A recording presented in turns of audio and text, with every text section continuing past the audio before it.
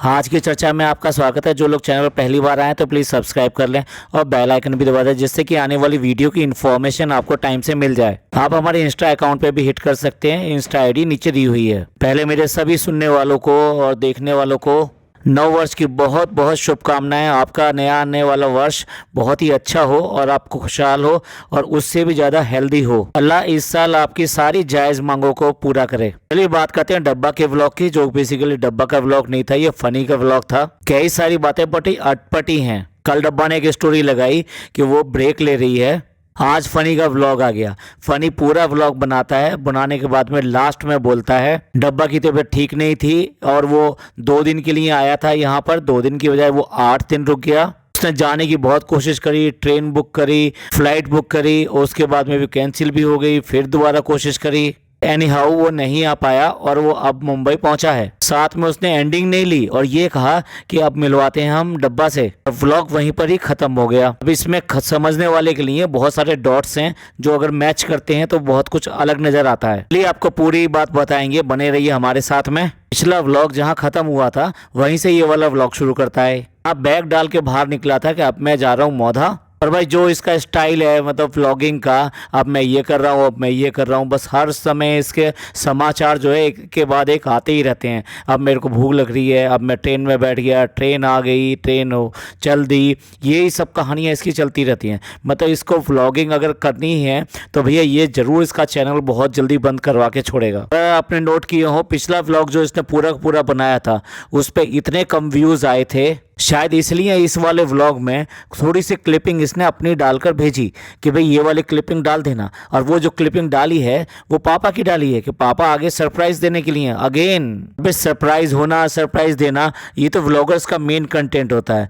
तो पापा अचानक ही जो है नीचे आ गए। अब नीचे देख कर उनको हैरान है और डब्बा आते ही देखने की पापा आप नीचे आ गए। और देखिए पापा जो है अचानक एक बार फिर से गिफ्ट के साथ में आ गए हैं। और वो किस लिए आए हैं? क्योंकि वनडे वाला गिफ्ट रह गया था उसका, और वो वनडे वाला गिफ्ट लेकर आए हैं। अब देखो कितनी सारी चीज़ें दी हैं इन्होंने, कपड़े दिए और इस बार डायमंड रिंग लेकर आए हैं। इससे पहले 1 2 3 करके वो केक्स लेकर आए थे। अब देखने वाली बात यह है कि पापा की जो हालत है वो इतनी अच्छी हालत नहीं है कि वो एक एक इवेंट को पूरे तरीके से मना सकें। आई मीन एक शेड्यूल कर सके कि 1 दिन के लिए ये करूँगा, 2 दिन के लिए ये करूँगा, 3 दिन के लिए ये करूँगा, बर्थडे डे के लिए ये करूँगा। ये सारी चीज़ जो है ना ये कोई ना कोई करा रहा है, और वो जो है मेरे हिसाब से शीतल ही है जिससे ये हेल्प लेते हैं और जो सारी चीज़ें लेकर आती है।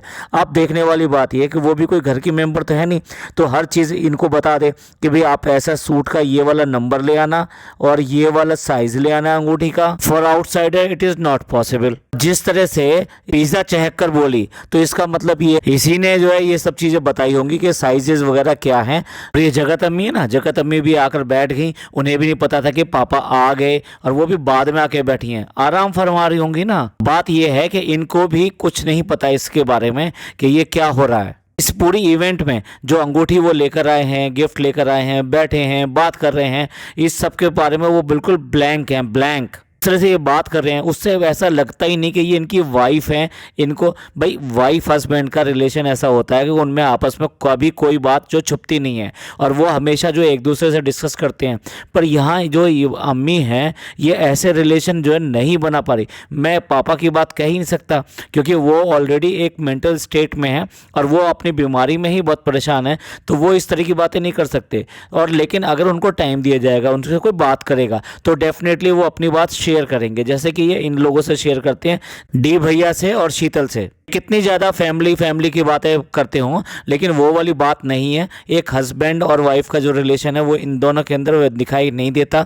और उसमें मैं तो ज़्यादा कमी जो है ना ये जगत अम्मी की ही मानूंगा, क्योंकि ये मस्त रहती है यहाँ पर, सिर्फ और सिर्फ सुबह शाम का खाना लेके जाना, इसके अलावा और कुछ नहीं है। तो उसमें भी लगता है बस सिर्फ खाना खिलाया और आ गए। ये नहीं कि 2-4 बातें बैठ गए, आधा घंटा बैठ गए, 1 घंटा बैठ गए और पूरे दिन की अपने मन की बात कह दी, उनकी मन की बात सुन ली, घर के अंदर क्या चल रहा है वो बता दिया, कुछ उनसे सुन लिया कि बहू क्या कर रही थी, बेटा क्या कर रहा था और आके बच्चा कैसे खेला ना। ऐसा कुछ भी नहीं है, सिर्फ फॉर्मेलिटी के लिए ये सब चीज़ें की जाती हैं, इससे साफ जाहिर होता है। और एक और देखिए उदाहरण इस बात का कि ये क्या करते हैं, फॉर्मेलिटी करते हैं, एक दूसरे का ख्याल करते हैं कि नहीं करते हैं।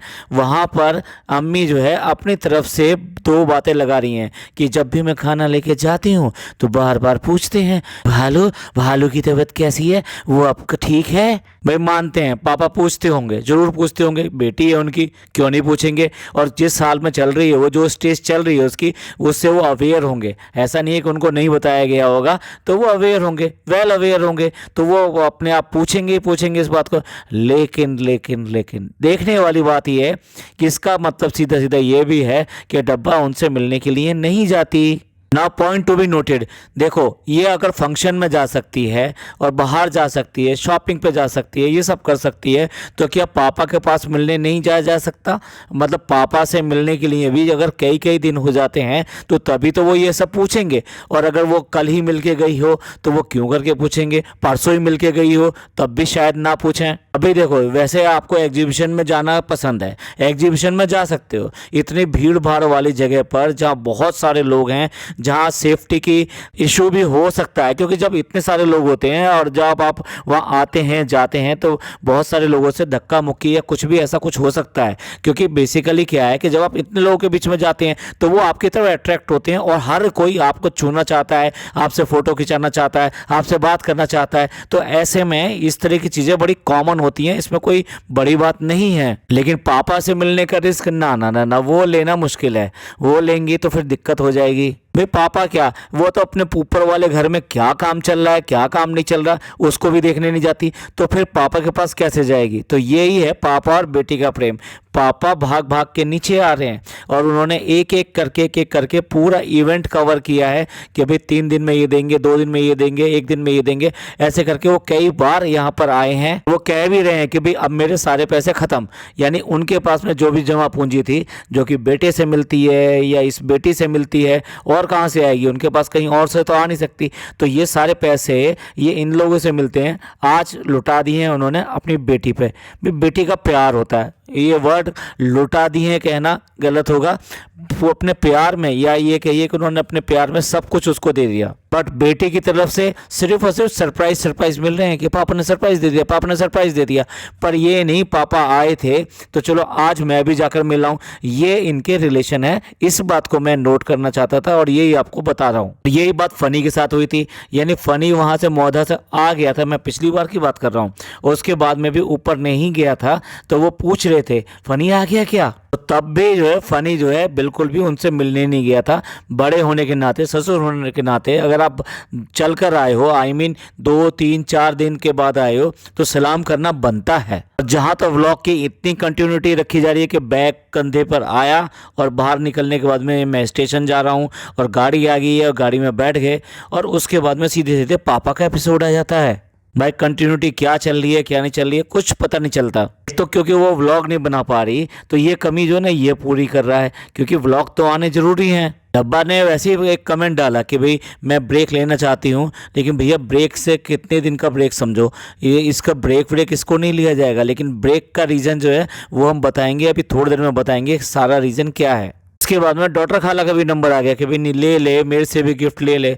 भैया कोई कह बैठेगा कि भाई तुमने क्यों नहीं दिया, तो इसलिए ना वो ब्लॉग में दिखा कर वो गिफ्ट जो है लिया जा रहा है। और वो थोड़ा सा गिफ्ट जो ना डिफरेंट लेके आएंगे। पहले जो है गले में हंसली पहना करते थे और उसी टाइप की पाजेब की जगह एक और रिंग पहना करते थे, तो काफ़ी भारी हुआ करता था। सिल्वर का होता था ये, यानी चांदी का होता था, उतना भारी वाला तो नहीं, लेकिन एक थोड़ा उसका मॉडर्न रूप जो है ये लेकर आई है डब्बा के लिए। भाई देखो जिसके पास पैसे नहीं है वहाँ कंस्ट्रक्शन के पैसे देने के लिए वो यहाँ पे किस तरह से खर्च कर रहे हैं, क्योंकि अपने आप को रिलेटेबल दिखाना है, अपने आप का प्यार दिखाना है कि भाई देखो वो जो काम कर रही है, रात दिन काम कर रही है, उससे प्यार नहीं दिखाई देता। लेकिन नहीं, एक अच्छा सा बढ़िया सा गिफ्ट नहीं आएगा तो प्यार नहीं दिखाई देगा।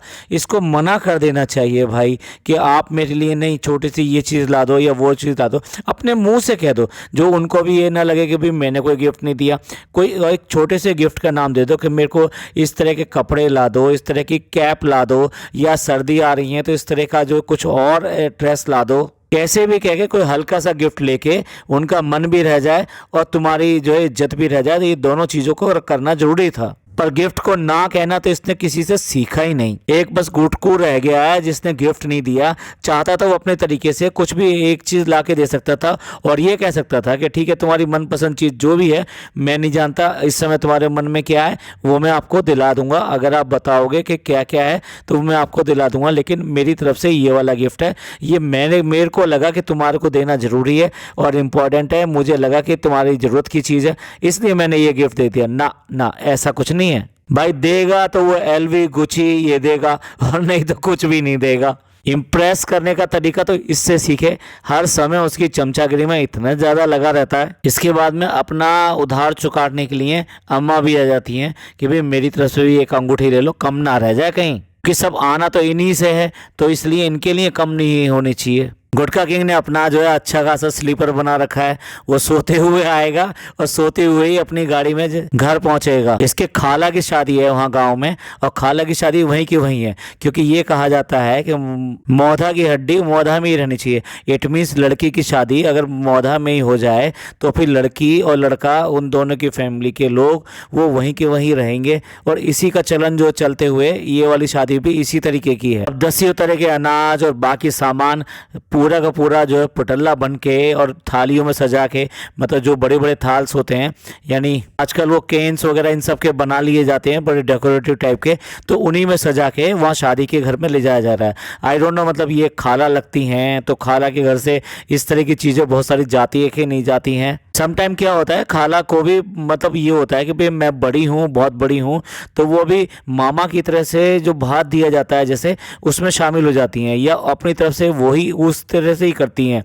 तो कई बार ऐसा होता है, तो बड़ी बहनें जो होती ना, कई बार माँ के बराबर या भाई के बराबर करने के लिए इस तरह के सारे अरेंजमेंट करती हैं। उसमें कपड़े वगैरह भी हैं, अनाज भी हैं, बाकी चीज़ें भी हैं, तो वो सारी चीज़ें लेकर सर पर रखकर उसके घर के लिए चल पड़े। नो डाउट भाई, घर पे जाकर ये काम वाम तो खूब कराता है, ऐसी बात नहीं। गुटकू जो है, मैं इसमें ये लोग बाग तारीफ करने लगेंगे भैया वो ऐसे हैं, वो ऐसे हैं, ऐसे हैं। भैया घर पे जाके सबको ही अपने लोग काम कराते हैं और करते हैं, मतलब इसमें कोई नई बात नहीं है, इसमें कोई बहुत बहुत बहुत अच्छी वाली बात नहीं है। वो कराता है, ये अच्छी बात है, लेकिन इसमें इतना गुणगान करने वाली कोई बात नहीं। सभी लोग अपने घरों में जाके शादियों में इन सब में पूरा पूरा हाथ बटाते हैं। ये जो सिटी वाला कल्चर है ना, कि सब लोग जो ना शादी के टाइम में बस एंड टाइम पे आते हैं और अरेंजमेंट वगैरह कुछ नहीं देखना, खाना पीना और ऐश करना, मज़े करना और उसके बाद में चले जाना, ऐसा नहीं होता है। जो अपने लोग होते हैं, और ख़ासतौर से अभी गांव में ये कल्चर अभी भी है। वह पढ़े लिखे क्या होते हैं और नकली MBA क्या होते हैं, ये आप देख लीजिए।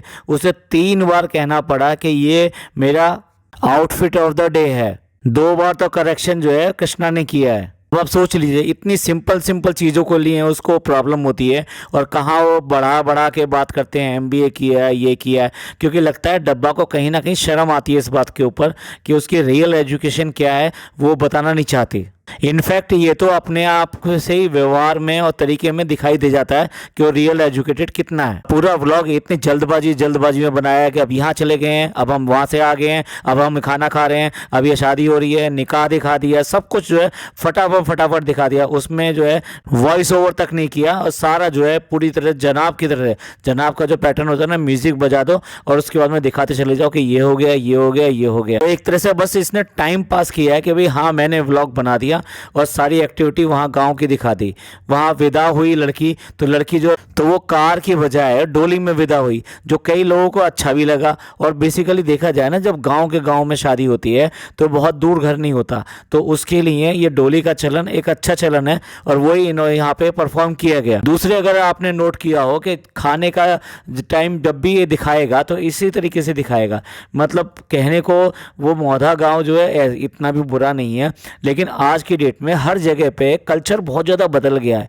पर पता नहीं क्यों इनके घरों में ऐसा क्यों है कि खाना खाने का तरीका जो है इस तरह का है, प्रॉपर प्लेट नहीं होगी तो और खाना का तरीका नहीं होगा, हाथों में लेके रोटियां खा रहे हैं। जबकि एक जगह किसी प्लेट में रखी जा सकती थी और उसमें से आदमी रोटियां ले सकता था। तो इस तरह से भी काम कर सकता था, लेकिन नहीं, ये जिस तरह से दिखाते हैं। और देखिए जो बर्तन यूज़ कर रहे हैं, यानी कि बाल्टी यूज़ की गई है कोरमा या जो भी सालन बनाया गया है उसको डिस्ट्रीब्यूट करने के लिए, जबकि ये बहुत बहुत सालों पहले ये सब चीज़ें ख़त्म हो गई हैं। पता नहीं क्यों ये मौदा का एक ऐसा रूप पेश करते हैं जो कि बहुत बहुत पुराना और पिछड़ा हुआ सा है, जिसको एनएफ ने भी बोला था कि ये पता नहीं क्यों इतनी गलत गलत चीज़ें दिखाते हैं, इससे गलत पिक्चर शो होती है वहाँ गांव की। अब जैसे देखिए नान लग रहे हैं, नान में तंदूर बनाया जाता है, तंदूर के अंदर नान लगते हैं और उसके बाद में नान जो है निकाल निकाल के रखे जाते हैं। तो गाँव में चाहे कितना ही बुरा गाँव क्यों ना, कितना पिछड़ा ही गाँव क्यों ना हो, तो वहाँ कम से कम एटलीस्ट टोकरे रखे जाते हैं। यहाँ पे ज़मीन पे ही वो चादर बिछा दी है और उसके ऊपर ही सारा सारा जो है खाना इस तरह से रखा जा रहा है। मैं इन सब चीज़ों को गलत या ऐसा नहीं बोल रहा हूँ, लेकिन ये जो है आज से 50 साल पहले की बात ये जो दिखा रहे हैं वो कर रहे हैं। हर गांव में अपना अपना कल्चर थोड़ा थोड़ा उनका बदल गया है और वो लोग अब उस तरीके से करने लगे हैं। और फाइनल उसमें क्या दिखा रहा है, इंस्पेक्टर की तरह पहुंच गया वहां पर, चश्मा वश्मा लगा कर पहुंच गया और भाई सारे भगोने से खोल खोल कर दिखा दो कि ये चीज़ें तैयार हो गई हैं, देख लो भाई, कोई चीज़ कमी नहीं है या कोई चीज़ गड़बड़ है।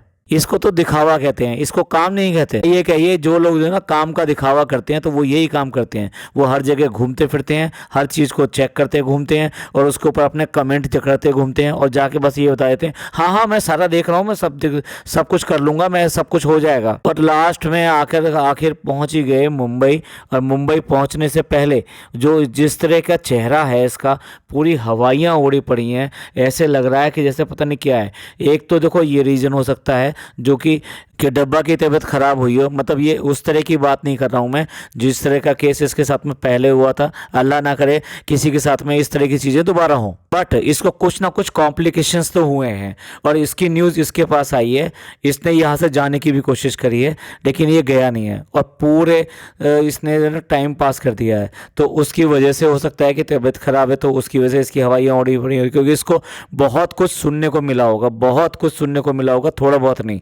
और हो सकता है इसको धमकी भी मिल गई हो इस बात की कि अब ब्लॉगिंग सब बंद और यहाँ पे भी मत आना, इस तरह की बातें हो सकती हैं। दूसरा एक रीज़न ये हो सकता है कि ये जनाब 2 दिन के लिए वहाँ से बाहर निकले थे और उसके बाद में इन्होंने 8 दिन लगा दिए। ये बिल्कुल कतई बर्दाश्त नहीं है भैया, इतनी छुट्टी नो नो नो नो, इतनी छुट्टी बिल्कुल भी नहीं चलेंगी।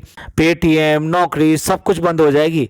देखा था ना आपने, मालकिन है मालकिन, केक पे भी मालकिन लिखा हुआ था और टेबल पे भी मालकिन लिखा हुआ था, रेस्टोरेंट पे मालकिन लिखने में अभी टाइम है। दूसरा यही होता है कि जब इसको गुस्सा बहुत बढ़ जाता है, झगड़ा बहुत बढ़ जाता है, तब अपने आप ही व्लॉगिंग सब बंद और गुस्सा चालू। चलिए आप लोग कमेंट करके बताइएगा कि इन दोनों में से कौन सा रीज़न जो है जिसकी वजह से ये इस तरह से हवाइयाँ इसकी उड़ी हुई थी और ये कहने को भागा भागा आया है लेकिन इसने पूरे 8 दिन लगा दिए हैं। तो इसके पीछे रीज़न जो है इन दोनों में से कौन सा है। एंड करते हैं ये पॉडकास्ट का, प्लीज़ कमेंट करके ज़रूर बताइएगा ये पॉडकास्ट आपको कैसा लगा। अच्छा लगा तो प्लीज़ लाइक कीजिए, सब्सक्राइब कीजिए और शेयर कीजिए। थैंक यू, धन्यवाद, शुक्रिया।